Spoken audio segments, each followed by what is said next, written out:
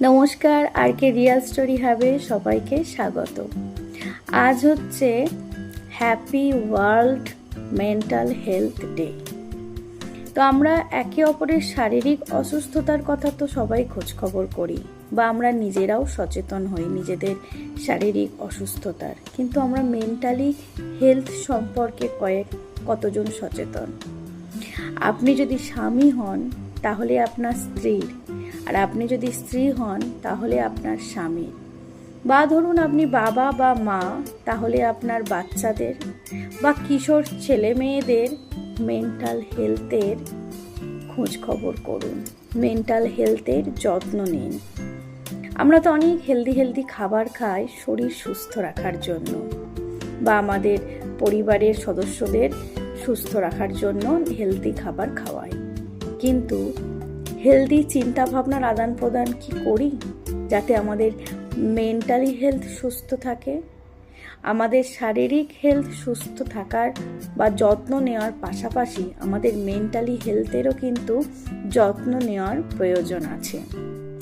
কারণ আজকালকার দিনে আমরা ডিপ্রেশন, দুশ্চিন্তা, অ্যাংজাইটি, বিরক্তিনেশ, এই সব কিছুকে আমাদের মাথার মধ্যে, মনের মধ্যে কিন্তু অজান্তেই জায়গা করে দিয়েছি।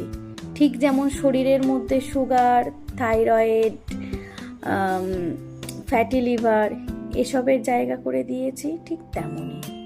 তো আমরা শারীরিক অসুস্থতার জন্য তো ওয়াকিং করি, খাবার কন্ট্রোল করি, ডক্টর দেখাই, মেডিসিন নিই, কিন্তু আমরা কি মেন্টালি হেলথের জন্য কিছু করি? অবশ্যই করা উচিত। নিজের ভালো লাগা অ্যাক্টিভিটিসগুলো করা উচিত।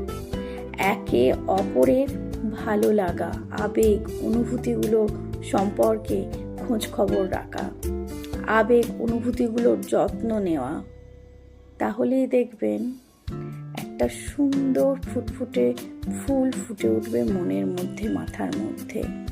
মেন্টালি হেলথও আমাদের সুস্থ থাকবে। যদি প্রয়োজন হয়, যেমন শারীরিক অসুস্থতার জন্য আমরা ডক্টর দেখাই, তেমন মানসিক অসুস্থতার জন্য মাঝে মাঝে আমাদের সাইকোলজিস্টের কাছে কনসাল্ট নেওয়া দরকার।